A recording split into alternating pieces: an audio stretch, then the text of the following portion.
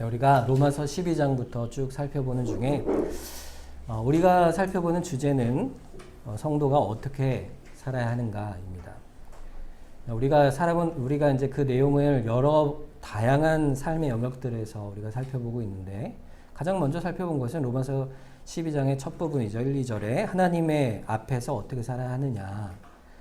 그 질문의 답은 우리 영혼과 삶을 하나님이 기뻐하시는 영적 제사로 드리고 또 이 세대를 본받지 않고 마음을 새롭게 함으로 변화를 받아 하나님의 선하시고 기뻐하시고 온전하신 뜻이 무엇인지를 분별하라. 이 말씀으로 우리가 하나님 앞에 어떻게 살 것인가. 그러면 또 우리가 이웃을 향해서 어떻게 살아야 하고 교회의 성도들 향해 어떻게 살아야 하느냐 할 때 서로 존중하고 사랑하라 했습니다. 또 심지어는 우리를 박해하는 자를 어떻게 대합니까? 할 때는 악에게 지지 말고 선으로 악을 이기라 해왔어요. 자, 이것이 지금까지 우리가 살펴본 인생에서 우리의 신자의 삶의 태도입니다. 근데 오늘 본문의 13장에 와서 우리가 살아가는 이 삶의 환경 속에 바깥 세상이죠. 바깥 세상 속에 관계된 문제를 다뤄가는데 거기서 13장 첫 부분에 다루는 것은 바로 우리 위에 있는 권세, 즉 국가와 정부와의 관계 속에서의 신자의 삶이 어떻게 되는가 이겁니다. 사실 우리는요 별로 이게 마음에 와닿질 않아요. 왜냐하면 우리나라 자체가 종교의 자유가 있죠. 그리고 누가 국가적으로 우리에게 신앙의 문제를 방해하는 그런 문제가 없잖아요. 사람들 간의 관계에서는 모르겠지만 국가적으로는 그렇지 않습니다. 근데 왜 갑자기 이런 말이 나올까? 말씀이 나올까? 그것은 우리 시대보다는 당시 이 말씀이 쓰여진 초대교회 시대를 분명히 알아야 하겠죠. 그때 상황에 매우 중요한 신앙적인 실천적인 문제였기 때문에 그렇습니다. 당시에 기독교인들은요, 처음 교회가 세워졌기 때문에 사실은 다 개종한 사람들이에요. 개종을 했다는 것은 유대인들은 유대교에서 그리스도인으로 개종을 했고 이방인 가운데서도 우상을 섬기던 자들이 개종을 한 것이죠. 그러다 보니까 자연히 이 로마인들, 로마 시민권을 가진 자들 가운데서도 예수를 믿는 자들이 많이 세워지게 됩니다. 그러다 보니까 로마 군인들 가운데도 예수 믿는 사람이 생기고 또 로마 관리들 가운데도 생기고 그러면서 심지어는요 황제의 친척들 가운데 생겨요. 빌립보서 4장 22절에 보면 모든 성도들이 너에게 문안하되 특히 가이사의 집 사람들 중 몇이 있다 그랬어요. 이 사도 바울이 쓰는 빌립보서의 편지에 보면 로마에 있던 가이사의 집 사람들, 가이사가 누구죠? 시저죠, 시저. 영어로 시저. 이 카이사르라고 불리는 로마의 황제의 친척들이니까 굉장히 높은 지체 있는 가문들 아니겠습니까? 그 사람 중에 그리스도인들이 있었던 거예요. 근데 그들 마음에 의문이 생기는 겁니다. 질문이 생겨요. 문제가 부딪혀 오는 거예요. 왜냐하면 우리는 어떤 사람들이에요? 예수 그리스도를 나의 주님으로 부르는 자들이에요. 주로 믿는 사람들이에요. 그런데 로마 황제의 질서와 법 아래서 그 통치 아래서 내가 살아도 되는 건가? 내가 그대로 군사요, 관리로, 군인으로 살아도 되는 것인가 하는 구체적인 문제가 생기는 거죠. 왜냐하면요, 당시에 로마 황제는요, 주라 불렸습니다. 이 주라는 말은요, 거의 신적인 존재를 말하는 거예요. 누가 주인가, 누가 나의 주인가, 그리스도와 또 로마 황제를 동시에 주로 모실 수가 있는가. 이게 당시 신앙인들의 결정적인 문제였습니다. 그러니까 그 나라 가운데 우리가 더불어 살아갈 수 있겠는가, 이게 문제였어요. 우리는 사실 이 문제에 대해서 굉장히 민감하진 않지만 당시는 그게 삶의 문제였고 실제 문제였기 때문에 그렇죠. 그러니까 다른 주를 섬긴다, 이 말이 허용이 될까? 그러니까 다시 말하면 이 문제는요, 하나님의 나라를 살아가는 사람과 세상 나라를 살아가는 것이 함께 할 수 있을까라는 질문인 거예요. 예수님을 주로 모시고 살아가는 자가 황제를 주로 모시고 살아갈 수 있을 것인가? 이 문제는 굉장히 실제적 문제였어요. 왜냐하면요, 예수님이 십자가에 달려 죽으시는 죄목이 그거였어요. 뭐였는지 아세요? 자신을 유대인의 왕이라 불렀다, 이겁니다. 그러니까 유대인들이 예수님을 빌라도가 처형하지 않으려고 할 때 뭐라고 했냐면 저자가 유대인의 왕이라 자청하니 우리에게는 가이사 외에는 주가 없소이다. 그러니 저자는 반역자요. 이렇게 해서 반역자로 몰아서 그를 죽인 거예요. 그리스도를 죽인 거예요. 그러니까 그들에게는요, 굉장히 실제적인 문제였어요. 그리스도의 주재권과 로마 황제의 주재권이 부딪히는 이 상황 속에서 이 초대교회 교인들은 어떻게 해야 됩니까? 이 질문을 던지는 거죠.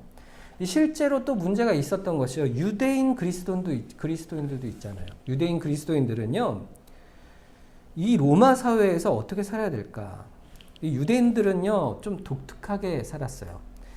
그래서 사도행전 18장 2절에 보면요, 이런 사건까지 벌어집니다. 아굴라라는 본도에서 난 유대인 한 사람을 만나니 글라우디오가 모든 유대인을 명하여 로마에서 떠나라 한 고로 그가 그 안에 브리스길라와 함께 이달리아로부터 새로운지라 바울이 그에게 갔다 그랬어요. 이게 무슨 내용이냐면 유대인들이요, 로마라는 것은 수도를 말하는 거죠. 지금 로마의 수도에 살던 유대인들이 있었어요. 유대인들은 각 지역 세계 곳곳에 디아스포라라 그러죠. 그곳에 흩어져서 살고 있었습니다. 그런데 이 사람들의 독특함이 뭐냐면 딱 자기들의 종교와 문화를 지켜가는 거예요. 그러니까 동질화가 안 되는 거예요. 그러니까 유대인들이 꼴 보기 싫은 거죠. 그리고 결국에는 미워하는 자들이 생기기 시작합니다. 마치 이 바발에 든 돌멩이 하나처럼 껄끄러운 거예요. 그래서 어떻게 하냐면 글라우디오 황제가 그들을 어떻게 해요? 로마에서 추방을 해버립니다. 그래서 고린도에서 바울과 만나게 되는 사건이 브리스길라와 아굴라가 거기서 만나게 되는 것이죠. 결국에는요, 로마 시민 사회에서 유대인들은 환영받지 못한 사람들이었는데 유대 그리스도인들도 똑같았어요. 유대 그리스도인들도 그들이 볼 때는 유대교의 한 종파로 보였죠. 그래서 그 가운데서 배척을 받는 겁니다. 정치적으로도 배척을 받고 또 사람들로도 배척을 받는, 그러니까 그리스도인과 세상 정부 간의 갈등 속에서 그리스도인은 신자로서 어떻게 살아야 하는가, 그게 당시의 실제적인 문제였습니다. 이 초대교회 당시에 매우 현실적이고 실제적인 문제에 대해서 사도 바울이 답을 한 게 뭐죠? 오늘 1절 말씀이에요. 보세요. 각 사람은 위에 있는 권세들에게 복종하라. 권세는 하나님으로부터 나지 않음이 없나니 모든 권세는 다 하나님께서 정하신 바라. 이렇게 말하고 있어요. 자, 여기서 아주 중요한 사도 바울의 답이 나옵니다. 여러분, 사도 바울이요, 이 말을 할 상황이 사실 아니에요. 여러분, 사도 바울은요, 로마 사회에서 복음을 전할 때 누구보다 많은 정치적인 핍박을 받던 사람이에요. 가는 도시마다 그곳에 있던 지도자들이 사도 바울의 복음 전하는 것을 미워했습니다. 그래서 핍박을 했고 심지어는 목숨을 걸고 탈출을 해야 됐어요. 그러다 감옥도 갇히죠. 그런 그가 지금 뭐라고 하는 거예요? 위에 있는 권세들에 복종하라. 그 권세는 어디서 났다고요?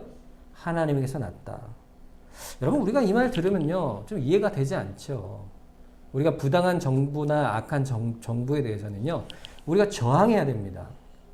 그런데 왜 우리 보고 거기서 복종하라고 하시는가? 그 이유가 오늘 본문 3, 4절을 먼저 보면 이렇게 등장합니다.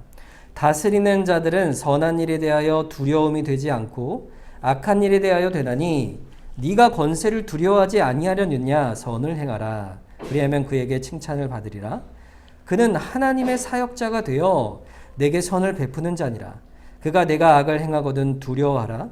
그가 공연히 칼을 가지지 아니하였으니 곧 하나님의 사역자가 되어 악을 행하는 자에게 진노하심을 따라 보응하는 자다 그랬어요. 그러니까 이 3, 4절의 내용을 보면요, 권세를 가진 자가, 심지어는 로마 황제요, 하나님을 대적하는 정부라 할지라도 그들을 통해서 하나님이 하시고자 하는 일이 있다는 거예요. 그래서 하나님의 사역자다 이렇게 말하는 겁니다. 우리가 정부를 볼 때요, 불만이 많잖아요. 그렇죠? 정부가 내가 지지하는 사람이 대통령이 되거나 그러면은 지지하고 나아가겠지만 내가 볼 때마다, 그 사람을 볼 때마다 이 정책 왜 이러냐 이런 사람이 대통령이 되거나 정책을 맡게 되면 우리 마음이 어때요? 다 싫지요. 다 싫어요. 그런데 오늘 말씀이 뭐라 그러냐면 그런 자라 할지라도 하나님께서 사역자로 세우셨다. 하나님의 대리자로서 세우셨다. 어떻게 그렇죠? 왜 그렇습니까? 자, 그 이유가 두 가지가 있는데 첫째는 디모데전서 2장 1절과 2절입니다. 그러므로 내가 첫째로 권하노니 모든 사람을 위하여 간구와 기도와 도고와 감사를 하되 임금들과 높은 지위에 있는 모든 사람을 위하여 하라. 이는 우리가 모든 경건과 단정함으로 고요하고 평안한 생활을 하려 함이라 그랬어요.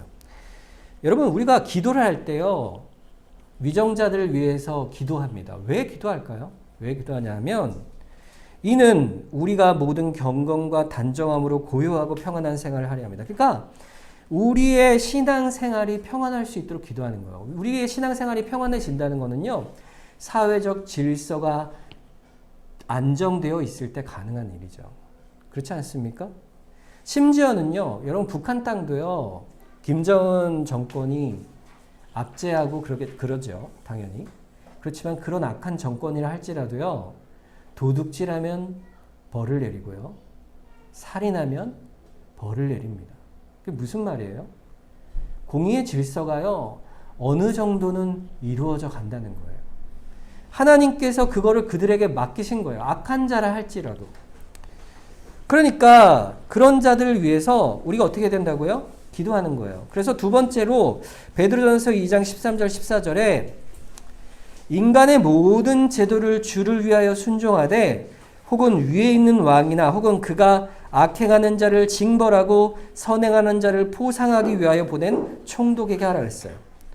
우리가 모든 인간의 제도를 주를 위하여 순종하는 것인데 그 이유가 뭐예요? 결국 하나님께서 행할 악한 자의 심판과 의로운 자의 상급을 대신하는 하나님의 섭리가 그 안에 있다. 이 사실을 말하는 겁니다.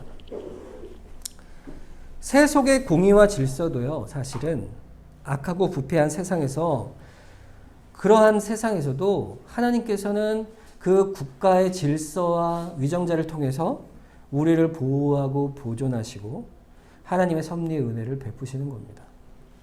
그래서 하나님의 다스림과 섭리의 차원에서 세상의 권세도 그 하나님의 통치 아래 있음을 우리가 아는 거예요. 그걸 알 때 어떻게 해요? 그 모든 세속 정부의 권세라도 하나님의 대리자로서 인정하게 되는 겁니다. 자, 그러면 우리가 모든 정부를 다 그렇게 할 수 있습니까? 그러니까 그런데 우리가 분리하는 것과 구별하는 게 매우 중요해요. 자, 신앙생활은요, 그래서 세상과 분리하라고 성경은 말하지 않습니다. 그럼 어떻게 해야 돼요, 신자는? 구별하고 분별하라, 이렇게 말하는 거예요. 이게 굉장히 중요한 차이입니다. 세상과 분별하는 건요, 로마서 12장 2절에 이렇게 되어 있잖아요. 너희는 이 세대를 본받지 말고 오직 마음을 새롭게 함으로 변화를 받아 하나님의 선하시고 기뻐하시고 온전하신 뜻이 무엇인지를 어떻게 하라고요? 분별하도록 하라 그랬어요. 분별하도록. 성도는요, 이 세상 가운데 분별이 요구되는 거예요. 분별이. 이 세대와 같지 않아야 할 것을 구하는 것이죠. 그러나 단절과 거부와 분리가 아닌 거예요. 믿는 사람들이 무리를 지어서 따로 나라를 건설해서 살면 너무 좋을 것 같죠. 저 어릴 때 그런 꿈이 있었어요. 저는 아주 어릴 때 중고등학교 때 그때 막 공부를 할 때, 성경 공부를 할 때 유럽 쪽에 있었던 그런 단체들이 있었어요. 그러니까 사람들이 모여 사는 거죠. 신앙인들만 모여서 거기서 학교도 짓고 또 이렇게 직업도 갖고 그러면서 사는 겁니다. 지금도 그런 공동체들이 많이 있죠. 실제로 이런 일을 시도한 것이 있어요. 그게 뭐냐면은 청교도들입니다. 청교도들이 유럽에서 박해를 받자 신앙을 지키기 위하여 배를 타고 아주 그 먼 길을 바다를 건너옵니다. 목숨을 건너온 거죠. 그래서 그 아메리카 대륙에 도착한 50여 명의 사람들이 거기서 하나님의 나라를 세우기로 결단을 해요. 그래서 교회 회원권이 있는 사람에게 참정권을 주는, 그러니까 국가와 교회의 정치가 일치하는 거죠. 그렇게 해서 신앙생활을 하게 됩니다. 처음엔 너무 좋았어요. 잘 됐죠. 근데 자녀들이 태어나게 됩니다. 자녀들이 태어나고 나니까 자녀들 중에 유아세를 받고도 입교를 하지 못하는 사람들이 생기는 거예요. 믿음이 없는 거죠. 그리고 외부에서 더 사람들이 들어오는 거예요. 믿지 않는 사람들이 들어와서 결국에는 이 땅에 하나님 나라를 세우는 것이 불가능하다는 것을 경험하게 됩니다. 그래서 그들과 살아가는 중에 뭐가 우리에게 있어야 되느냐? 그들과 분리를 또 해야 될까요? 50명이? 나 너희들 또 안 해. 또 다른 데로 이주해야 될까요? 그러지 말라는 거예요, 하나님께서. 그 속에 세워진 질서 속에 구별되게 살아라. 그게 하나님 뜻인 것이죠. 고린도전서 5장 9절, 5장에 보면은 그 내용들에 대해서 사도 바울이 이렇게 얘기합니다. 9절과 10절에 내가 너에게 쓴 편지에 음행하는 자들을 사귀지 말라 하였거니와, 이 말은 이 세상에 음행하는 자들이나 탐하는 자들이나 속여 빼앗는 자들이나 우상 숭배하는 자들을 도무지 사귀지 말라 하는 것이 아니니, 만일 그리하려면 너희가 세상 밖으로 나가야 할 것이다 그랬어요. 이때 당시 이 고린도에 있었던 문화가 어떤 거냐면요, 이건 너무 평범한 거였어요. 일상이었어요. 당시 신전이 있는데 그 신전의 우상에게 제사를 드리고 나면 그 제사장 여사제들이 있었어요. 그들과 음행하는 것이요, 당시의 종교적 행위였어요. 그러니까 너무나 그게 윤리적으로 전혀 문제가 되잖아요. 대다수 사람이 다 그러고 살았어요. 그 일을 안 하는 사람이 없는 거예요. 표준화되고 일반적인 일이에요. 그러니까 당시 고린도 사람들, 그런 자들과 사귀지 말라 이렇게 말씀하고 있죠. 그런데 10절 말씀에 보면 그런 자들과 도무지 사귀지 말라는 것은 아니다 그래요. 그리고 떠나지 말라는 거예요. 왜냐하면 만일 그리하려면 너희가 세상 밖으로 나가야 되니까 그렇다는 거예요. 그렇잖아요. 우리가 우리의 믿음만을 똑같이 지켜가려면 주변에 있는 사람들과 단절해야죠. 어디 수도원이라도 들어가든지 기도원이라도 들어가든지. 그럼 도대체 어떻게 살라는 겁니까? 분별하는 거예요. 분별. 일반적으로 사회적으로 인정되는 일을 한다고 해서, 그래서 그 속에서 죄악된 것이 있으면 따라하지 말라는 거예요. 그것이 하나님이 기뻐하지 않는 것이면, 그게 사람들이 다 인정하고 누구나 다 하는 일이라도요, 분별하여 하지 말라는 거예요. 그래서 고린도전서 5장 이어서 12절 13절에 보면요, 밖에 있는 사람들을 판단하는 것이냐 내게 무슨 상관이 있으리오마는 교회 안에 있는 사람들이야 너희가 판단하지 아니하랴. 밖에 있는 사람들은 하나님이 심판하시려니와 이 악한 사람은 너희 중에서 내쫓으라. 교회 안에서 내쫓으라는 거예요. 우리가 신앙 안에서, 교회 안에서는요, 구별해내는 것이죠. 죄악된 것을. 우상숭배와 악하는 자들, 그런 자들이 교회 안에 신자로 있지 않게 하라, 그런 말이죠. 그러나 세상에 있는 것은 누가 판단하신다고요? 하나님이 판단하시고 그것을 심판하실 것이라 말씀하는 거예요. 그런 자들과 더불어 교제하며 신앙적 가치를 함께 나누고 삶이 즐거움으로 함께 나누어지지 말라는 거예요. 죄악된 일에서. 그러나 도무지 사귀지 말라는 게 아니에요. 왜냐하면 거기서 우리가 살아야 되잖아요. 우리가 사실 이 땅을 살아갈 때 일상생활로 사는 것은 세상 사람들과 너무 밀접해 있잖아요. 우리가 뭐 직장에서나 아니면 뭐 가족들 관계나 아니면 학교에서나 아니면 어느 곳에서도 일정한 관계를 우리가 유지하며 살아갑니다. 그것이 우리가 살아가는 세상의 모습이에요. 그러나 이 세상에서 하나님 나라의 시민이 세상 속에서 구별하여 사는 것, 그것을 지키는 거예요. 그걸 지키지 못하면 신자의 모습을 이뤄낼 수 없는 거예요. 분별하는 거예요. 그 일정한 관계 속의 분별이요, 결국 세상 사람들과 서로 사귀어 살면서도 거기서 오는 하나님의 나라, 또 복음의 일들이 오히려 일어나는 놀라운 역사가 일어나게 됩니다. 그러한 맥락 속에서 오늘 본문 1절에 위에 있는 권세 복종하라, 그것이 원리가 되는 거예요. 그래서 하나님께서 세우셨다, 이 사실을 인정하는 겁니다. 사실 이 나라에 대한 복종의 얘기는요, 우리가 있는 모든 관계 안의 상하의 질서 속에 똑같이 적용됩니다. 이게 사실 5계명의 말씀, 부모를 공경하라는 말씀이 그대로 적용이 되는 것이죠. 그리고 교회 안에서도요, 이 목사의 어려움이 있죠. 자꾸 이게 부모도 그렇지만 부모 자녀 간의 관계에 있어서요, 다툼이 있어요. 여러분, 아이들이 조그만 때는 잘 몰라도 커가면 아이들과의 이 갈등이 계속 생깁니다. 저항이 있고 다툼이 있어요. 왜 그럴까요?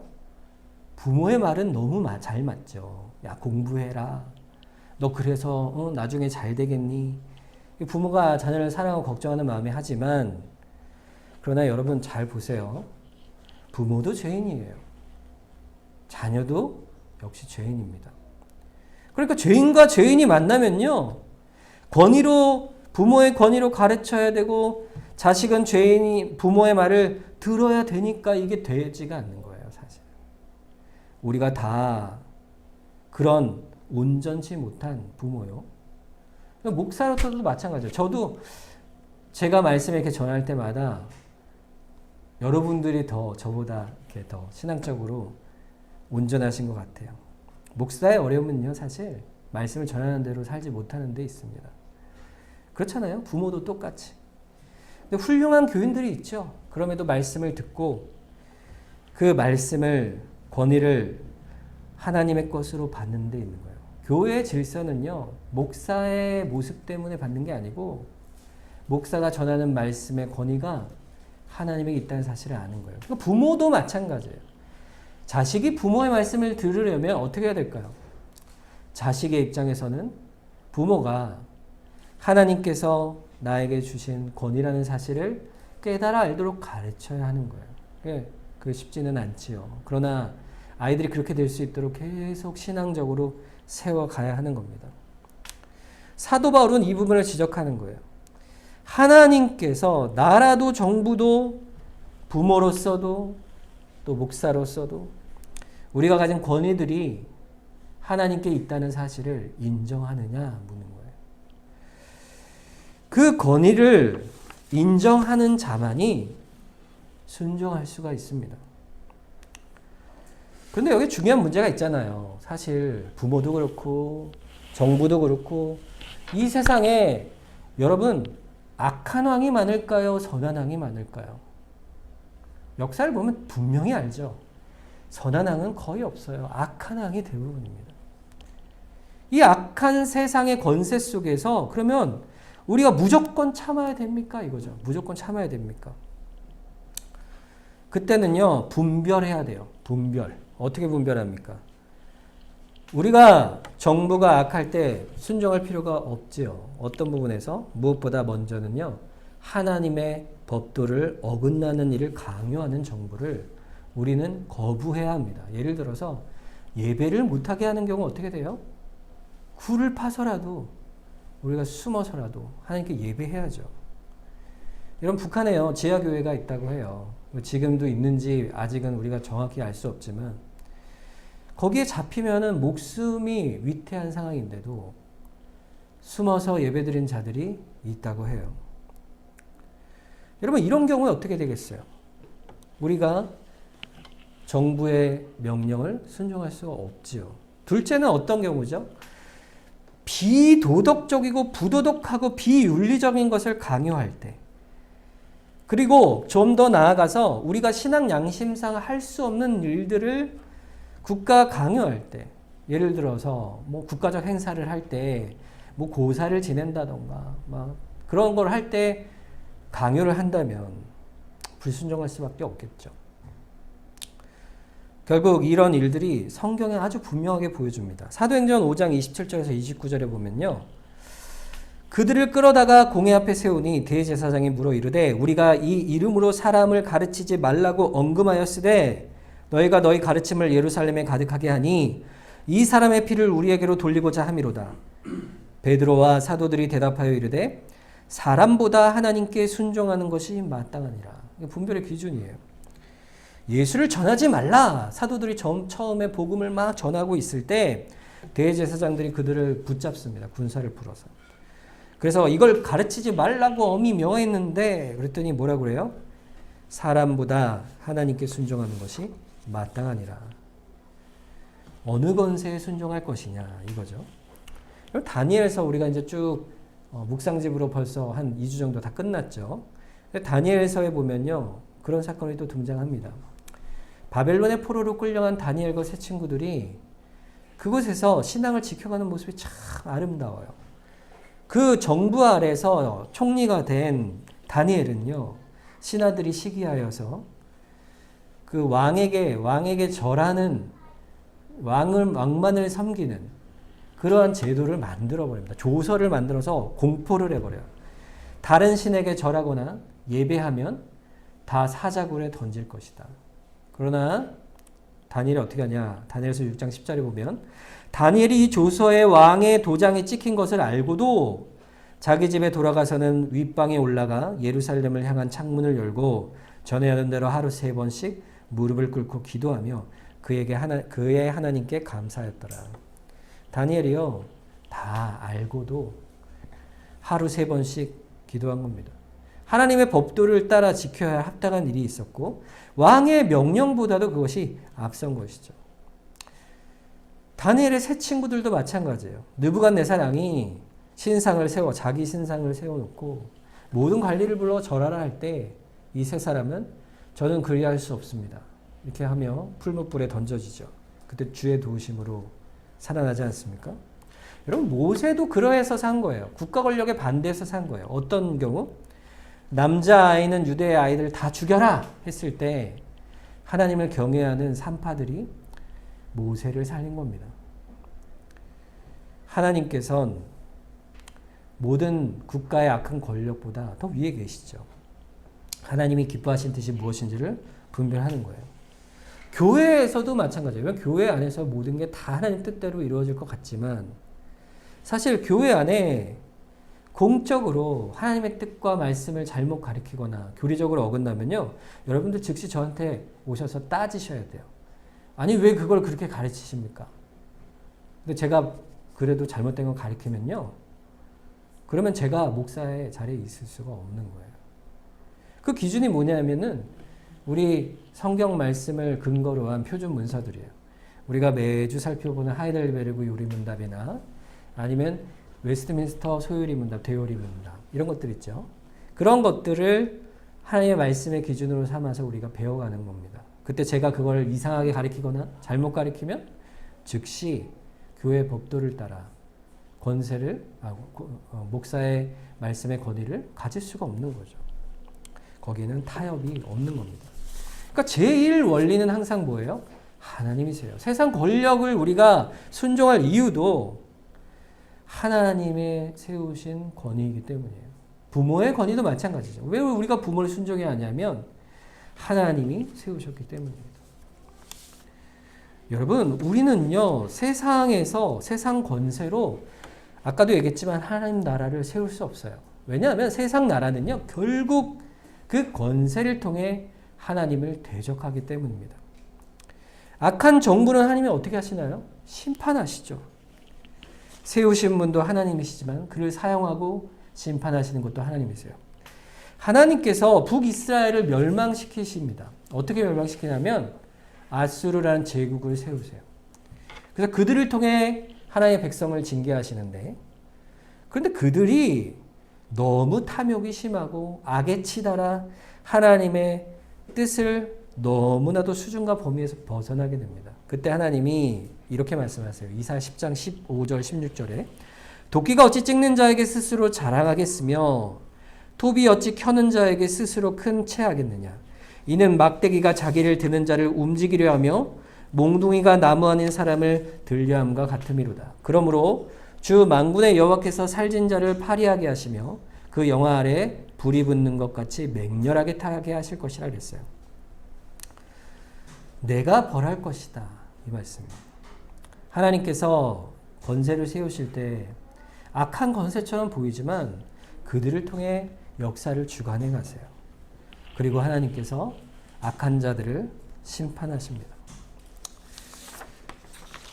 여러분, 그러면 우리가 이 땅에서 어떻게 하나님의 나라를 이루어 갈 수가 있을까요? 우리가 세상 나라로 이 땅에 하나님 나라를 이룰 수가 없잖아요. 그리고 우리가 이 땅에서 어떻게 하나님 나라로 세워가며 하나님 나라의 백성으로 이루어져 갈 수 있는가. 이것이 사실 오늘 본문 말씀에서 중요한 내용이라 할 수 있어요. 예수님이 하나님 나라가 이 같을 것이라 하신 비유의 말씀 중에 마태복음 13장 33절 말씀이 그것을 말씀하고 있습니다. 또 비유로 말씀하시되 천국은 마치 여자가 가루 서말 속에 갖다 넣어 전부 부풀게 한 누룩과 같다 그랬어요. 여러분, 누룩과 같다. 하나님 나라가 어떻죠? 누룩이란 말이 도대체 무슨 뜻일까요? 여러분, 가루 서말이면 굉장히 많은 양이죠. 많은 양에 누룩을 얼마나 넣을까요? 아주 조금 넣죠. 그래서 그걸 반죽을 하면 어떻게 됩니까? 가루 전체가 부풀어 오르죠. 그러니까 우리가 작은 자를 통해서, 우리 같은 작은 자를 통해서 하나님께서 하나님 나라를 이 땅에 이루어 가신다는 놀라운 말씀이에요. 여러분, 사실 여러분과 저 중에서 대통령이나 뭐 아주 높은 권세를 가진 사람이 우리 없잖아요, 사실. 제가 볼 때는 여러분 중에 아주 뭐 이렇게 권위가 뭐 사장님이나 회장님 뭐 이런 분도 없고, 뭐 그런 분 없잖아요. 대부분 우리는요, 먹고 살기 위해서 또 마음에 없는 일을 하느라고 하루를 보내는 그런 사람들입니다. 우리가 하는 일이 다 신이 나서 하는 일이 없잖아요. 다 유익하고 또 성취를 해서 뭐 성취감을 주는 거라서 우리가 하는 일이 아니지 않습니까? 그렇다고 또 벗어날 수도 없는 일들이에요. 싫으나 좋으나 날마다 해야 되는 일을 해야 되는 낮고 작은 사람들입니다. 부모의 역할도 그렇죠. 또 직장에서의 역할도 그래요. 이 대한민국 국민으로서의 역할도요, 우리가 뭐 특별한 게 없어요. 또 교회에서도 맡은 일들이 있어서 어떨 때는 싫지만 해야 되지 않습니까? 여러분, 그런데요, 정말 알아두셔야 될 게 있어요. 이런 일들을 통해서요, 하나님은 하나님의 나라를 이루어 가십니다. 너무 중요한 얘기예요. 하나님의 나라는요, 높은 권세를 가진 자를 통해 이루지 않습니다. 주님이 어떻게 오셨죠? 낮은 자로 오셨어요. 약한 자요, 작은 자요, 평범한 일생을 사는 사람들에게 역사를 통해 일어나는 게 하나님 나라예요. 여러분, 예수님의 제자들 한번 보세요. 그 사람들의 직업이나 그 사람들의 면면을 보면요, 너무 하찮고 편병한 작은 자들이었어요. 근데 그들을 통해 하나님이 교회를 세우십니다. 어떻게 그렇게 세우셨을까요? 한 가지 때문이에요. 하나님께서 그 작은 자들에게 은혜를 주셨기 때문에 그렇습니다. 하나님이 우리에게 은혜를 주세요. 하나님이 믿음을 주시고 예수 그리스도 안에서 살아가게 하시고 다른 이들과 다른 모습으로 살아가게 하시고 그 가운데 기쁨을 주시고 변화를 주시는 거예요. 그래서 우리처럼 평범한 사람들은요, 하나님의 은혜가 없이, 하나님의 초월적인 은혜가 없이는요, 하나님의 나라를 이룰 수가 없는 사람들이에요. 여러분, 내가 만약 대통령이 되고 뭐 시장이 되고 뭐 사장이 되고 그러면요, 가만히 있어도 아마 일할 맛이 날 것 같아요. 주변 사람들이 다 와가지고 또 존경하고 기대하고 신뢰하고 이러면은 하루하루 정말 기쁨으로 살지 않겠어요? 힘을 내지 않겠어요? 근데 아무도 알아주지 않는 어떤 곳에 빛도 없이 이름도 없이 하루하루 살아가는 사람들은요, 하나님의 은혜가 정말 필요한 사람들이에요. 그거 없이는요, 우리가 살 수가 없는 사람들이에요. 작은 자이기 때문에 하나님의 은혜를 더 의지할 수밖에 없고 그 은혜로 살 수밖에 없습니다. 하나님은요, 우리가 어떤 자인지를 보시는 분이 아니세요. 그런데 우리가 어떤 자이든 간에 은혜를 주신다 약속하셨어요. 성령을 부어주시고 말씀을 묵상할 때 그 말씀을 통해 깨달아 변화하는 은혜를 주시고 우리가 할 수 없어 보일 때 기도하면 응답해 주시고 은혜 보좌 앞에 날마다 담대히 나오라 하는 하나님의 약속이 우리에게 주어지는 겁니다. 왜 그렇죠? 우리는 연약한 자이기 때문에 그래요. 연약한 자이기 때문에. 은혜 없이 하나님 나라를 위해 빛과 소금처럼 또 오늘 말씀의 누룩처럼 세상 가운데 우리는 살아갈 수 없어요. 그래서요, 은혜를 받고 하나님의 은혜 안에 살아가면요, 놀라운 하나님의 능력이 우리를 통하여 나타나게 됩니다. 여러분, 누룩은요, 소리 없이 반죽 부풀리잖아요. 우리 심령에 예수 그리스도를 주로 모시는 사람이 되면요, 우리를 통해서 주변의 변화가 일어나게 돼 있어요. 우리가 예수님을 주로 모시고 예수님을 우리의 주로 삼는 하나님의 나라의 백성이 되면, 분별을 갖고 성령을 통해 말씀의 은혜를 따라 살아가면 우리 심령의 변화만 있는 게 아니고 우리를 통해 주변이 변화됩니다. 왜 저렇게 끔찍한 고통을 당하면서도 감사하는지 주변 사람들이 영향 안 받겠어요? 어떻게 저렇게 어려운 일을 당하면서도 절망할 것 같은데 절망하지 않고 엎드려 기도하며 주님께 은혜를 구하는, 믿음으로 구하는 그 모습을 볼 때 그들이 영향을 안 받겠습니까? 원수 같은 사람을요, 악을 악으로 갚지 않고 선으로 갚는데 그들이 영향을 받지 않겠습니까? 내가 말씀을 듣고 가서 복음을 그 앞에서 전할 때 그들이 변화를 받는 것이죠. 어떻게 해요? 나 같은 작은 사람이, 주의 은혜를 받은 작은 한 사람이 있는 곳에 하나님의 나라가 있는 겁니다. 그래서 하나님의 나라가 누룩처럼 번져가는 것이죠. 여러분, 나는 작지요. 난 별거 없어요. 평범합니다. 그런데 하나님은요, 그런 자를 사용하세요. 그런 자를 통해 하나님의 나라를 세워가기를 원하시는 거예요. 그래서 하나님이 보실 때는요, 우리 같은 자들이 가장 중요한 존재예요. 가장 귀한 자들이에요. 그래서 그런 의미에서는요, 우리는요, 평범한 사람이 단 한 사람도 없습니다. 하나님 보실 때요, 우리는 평범하지 않은 자들이에요. 우리를 대단히 귀한 존재로 보십니다. 우리가 가난하고 또 어떨 때는 연약해 보이고 부족해 보이고 그런다 해도요, 이 대한민국 사회 속에서 시민법을 지키고 하나님 나라의 법을 지키고 분별하여 살아갈 때 하나님의 나라가 우리를 통해서 번져가는 겁니다. 하나님 그걸 원하세요. 여러분, 결국엔 어떻게 될까요? 하나님의 나라가요, 만물을 새롭게 할 겁니다. 그때는 다 하나님의 나라가 될 거예요. 이 다니엘서에 보면 한 비유가 그 꿈을 꾸잖아요. 왕이 꿈을 꾸는데 신상이 머리는 금이요, 가슴과 팔은 은이요, 배와 허벅지는 구리요, 그리고 다리 밑에는 철이요, 발은 철과 흙이 섞여 있는, 이게 뭘 상징합니까? 세상의 제국들이죠. 그 대대로 오던 바빌론, 페르시아, 그리스, 로마. 근데 거기에 돌 하나가 날라옵니다. 그래서 돌이 하나를 탁 치죠. 그러자 이 신상이 완전 가루가 되어 날라가 흩어져 버려요. 근데 이 돌이 천하를 가득 메운 거대한 돌이 됩니다. 이 돌이 뭘 상징하냐? 하나님의 나라입니다. 하나님의 나라. 우리가 볼 땐 작은 돌 같지만 이 화려하고 거대한 신상도 하나님의 나라에 의해 완전히 채워질 겁니다. 그게 하나님의 뜻이에요. 그러니 우리는 만물의 역사를 이루신 하나님을 바라보는 거죠. 여러분, 우리의 일상이요, 아주 작아 보이고 어떨 때는 하찮아 보이지만 하나님의 나라입니다. 여러분이. 다른 게 하나님 나라가 아니에요. 여러분이 하나님 나라요.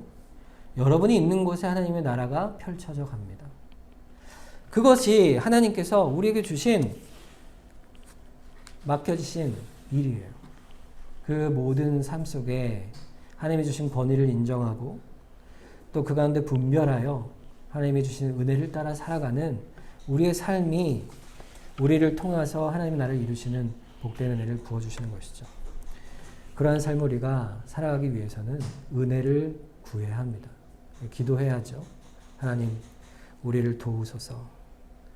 우리의 연약함을 아십니다. 하나님께서. 우리 이 시간 함께 합심해서 한번 기도하면 좋겠습니다. 하나님, 우리가 이 땅을 성도로 온전히 살길 원합니다. 우리가 누룩이 되길 원합니다. 하나님 나라를 이 땅에 이루길 원합니다. 하나님, 우리가 분별하게 하시고 하나님의 말씀과 은혜 가운데 세워져 가고 성령의 인도하심으로 세워지게 하여 주시옵소서. 우리 이 시간 합심해서 한번 기도하도록 하겠습니다.